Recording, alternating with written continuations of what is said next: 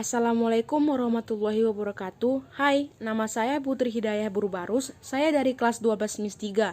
Dalam video kali ini, saya akan menjelaskan tentang periodisasi dan kronologi ketatanegaraan Indonesia. Tanpa basa-basi lagi, mari simak penjelasan berikut ini. Periodisasi singkat sejarah Indonesia, masa kemerdekaan hingga Presiden Jokowi. Masa pemerintahan Presiden Soekarno. Masa pemerintahan Soekarno atau yang disebut sebagai Orde Lama. Pada masa ini, sistem pemerintahan yang digunakan adalah sistem presidensial, bentuk negara kesatuan dengan bentuk pemerintahan republik, dan sistem pemerintahan demokrasi terpimpin. Era ini berlangsung dari tahun 1945 sampai 1966 di bawah kepemimpinan Presiden Soekarno. Pada sistem presidensial, hubungan kekuasaan antara presiden dan legislatif adalah hubungan yang saling kontrol atau checks dan balance. Perubahan sistem presidensial pada masa Orde Lama. Sistem pemerintahan beberapa kali berganti, mulai dari presidental, parlementer, demokrasi liberal, hingga demokrasi terpimpin. 1. Sistem parlementer. Perubahan sistem pemerintahan dari presidensial menjadi parlementer terjadi pada tahun 1945 sampai 1950. Pada sistem ini, presiden memiliki fungsi ganda, yakni sebagai badan eksekutif merangkap badan legislatif. Masa itu juga terjadinya adanya ketidakstabilan, tapi di sisi lain menggambarkan kedewasaan berpolitik. 2. Sistem liberal. Pada era Orde Lama juga menjalankan sistem pemerintahan liberal. Ini berlangsung pada tahun 1950 hingga 1959. Pada masa itu, politik dan perekonomian menggunakan prinsip liberal. Ini terlihat dari presiden dan wakil presiden tidak dapat diganggu-gugat. Kemudian menteri bertanggung jawab atas kebijakan pemerintah. Presiden berhak membubarkan DPR. Pada 17 Agustus 1950 hingga 5 Juli 1959, presiden memerintahkan menggunakan konstitusi Undang-Undang Dasar Sementara atau UUDS. 3. Demokrasi terpimpin.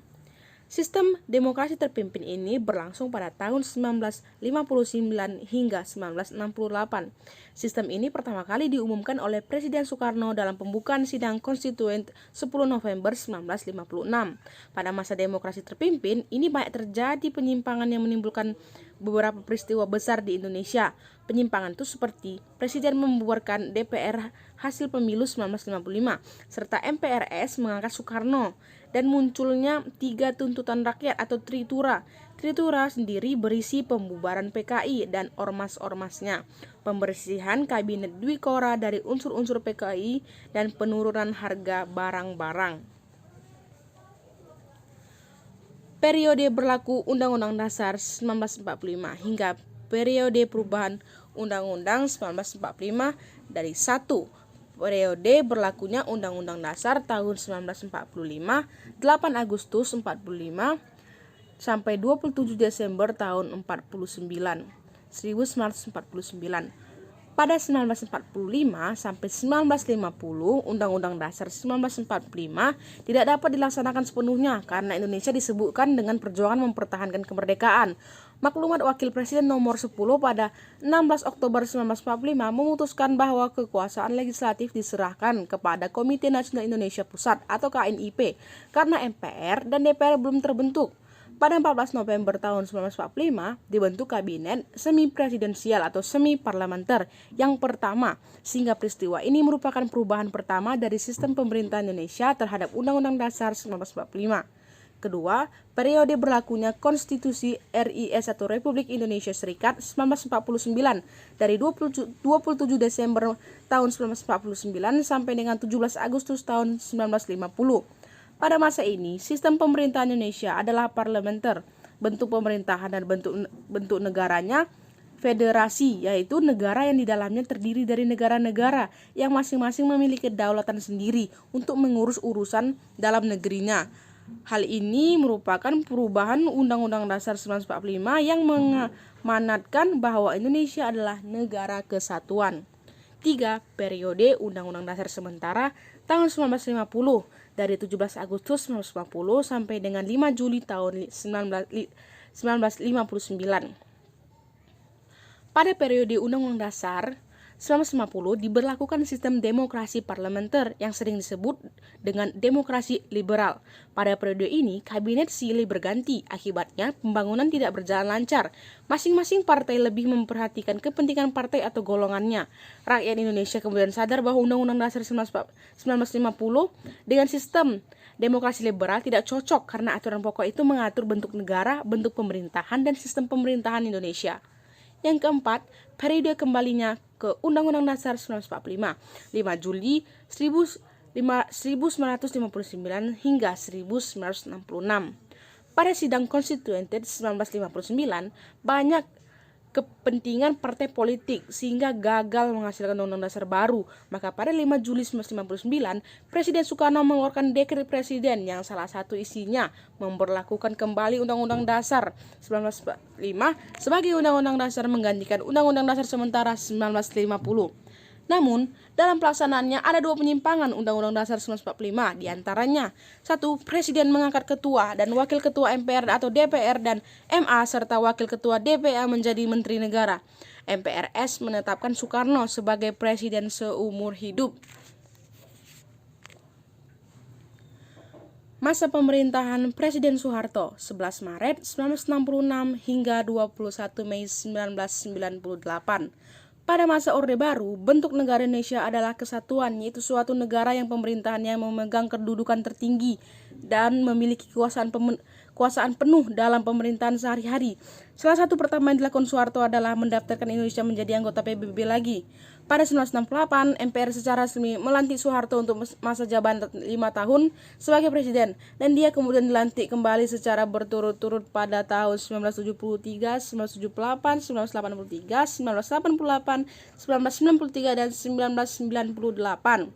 Presiden Soeharto memulai Orde Baru dalam dunia politik Indonesia dan secara dramatis mengubah kebijakan luar negeri dan dalam negeri dari jalan yang ditempuh Soekarno pada akhir masa jabatannya. Orde Baru memilih perbaikan dan perkembangan ekonomi sebagai tujuan utamanya dan menempuh kebijakannya melalui struktur administratif yang didominasi militer namun dengan nasihat dari ahli ekonomi didikan barat. Selama masa pemerintahannya, kebijakan-kebijakan pemerintah dan pengeksploitasian sumber daya alam secara besar-besaran menghasilkan pertumbuhan ekonomi yang besar, namun tidak merata di Indonesia. Krisis ekonomi. Pada pertengahan 1997, Indonesia diserang krisis keuangan dan ekonomi Asia, disertai kemarau terburuk dalam 50 tahun terakhir dan harga minyak, gas, dan komoditas ekspor lainnya yang semakin jatuh. Rupiah jatuh, inflasi meningkat tajam, dan perpindahan modal dipercepat. Para demonstran yang awalnya dipimpin para mahasiswa meminta pengunduran diri Soeharto.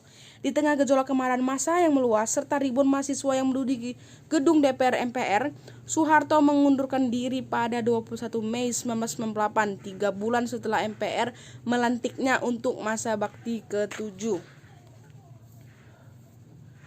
Sistem pemerintahan dan konstitusi pada masa Orde Baru.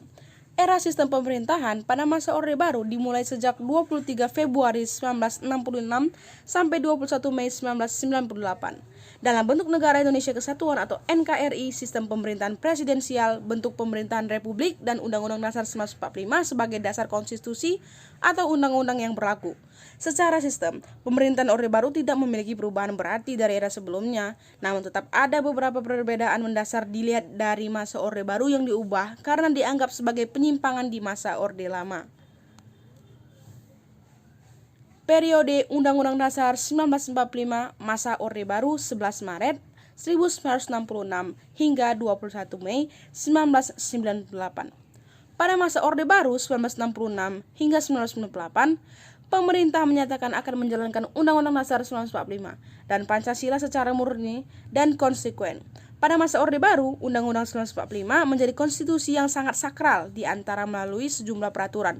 Ketetapan MPR nomor 1, MPR 1983 yang menyatakan bahwa MPR berketetapan untuk mempertahankan Undang-Undang Dasar 1945 tidak berkehendak akan melakukan perubahan terhadapnya. Ketetapan MPR nomor 4 MPR 1983 tentang referendum yang antara lain menyatakan bahwa bila MPR berkehendak mengubah Undang-Undang Dasar 1945 terlebih dahulu harus meminta pendapat rakyat melalui referendum. Undang-Undang Nomor 5 Tahun 1985 tentang referendum yang merupakan pelaksanaan ketetapan MPR Nomor 4 MPR 1983. Pemerintahan di era reformasi tahun 1998 hingga sekarang. Masa reformasi atau masa transisi ini terbuka peluang untuk menata kehidupan berdemokrasi. Masa ini dimulai dari kepemimpinan B.J. Habibie sebagai presiden menggantikan Soeharto yang mengundurkan diri. Pada masa ini, Habibie membuat reformasi besar-besaran di sistem pemerintahan. Sistem yang dijalankannya itu lebih terbuka dan demokrasi lebih ditonjolkan. Di masa ini, partai politik independen tidak dipengaruhi kekuasaan birokrat militer. Kemudian adanya pemberdayaan masyarakat sipil lewat penyampaian informasi secara transparan. Bahkan adanya proses pemilihan secara langsung, baik itu presiden dan wakil presiden, kepala daerah, hingga anggota DPR. Pemilihan pertama secara langsung dilakukan pada tahun 2004. Demokrasi pada masa ini telah berkembang dengan kesadaran masyarakat dalam kehidupan perpolitikan nasional. Sistem pemerintahan, bentuk negara, dan konstitusi pada era reformasi. Sistem pemerintahan yang masa orde reformasi dapat dilihat dari aktivitas kenegaraan, yaitu untuk kebijakan pemerintah yang memberi ruang gerak yang lebih luas terhadap hak-hak untuk mengeluarkan pendapat dan pikiran, baik lisan atau tulisan, dan upaya untuk mewujudkan pemerintahan yang bersih dan berwibawa serta bertanggung jawab dibuktikan dengan dikeluarkannya Ketetapan MPR Nomor 9 MPR 1998. Negara Kesatuan Republik Indonesia atau NKRI di era reformasi ini merupakan negara kesatuan dengan sistem desentralisasi yang federalistik. Periode perubahan Undang-Undang Dasar 1945. Tujuan perubahan Undang-Undang Dasar 1945 adalah menyempurnakan aturan dasar seperti tatanan negara, kedaulatan rakyat, hak asasi manusia, pembagian kekuasaan, eksistensi negara demokrasi dan negara hukum.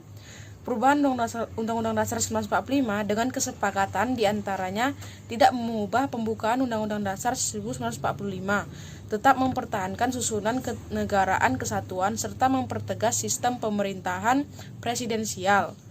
Dalam kurun waktu 1999 hingga 2002, Undang-Undang Dasar 1945 mengalami 1 hingga 4 kali amandemen yang ditetapkan dalam sidang umum dan sidang tahunan MPR. Yang pertama, sidang umum MPR 1999 14 sampai 21 Oktober 1999, perubahan pertama Undang-Undang Dasar. Yang kedua, sidang tahunan MPR 2000 dari tanggal 7 hingga 18 Agustus 2002, perubahan kedua Undang-Undang Dasar. Sidang tahunan MPR 2001 1 hingga 9 November 2001, perubahan ketiga Undang-Undang Dasar 1945. Sidang tahun MPR 2002 1 hingga 11 Agustus 2002, perubahan keempat Undang-Undang Dasar 1945.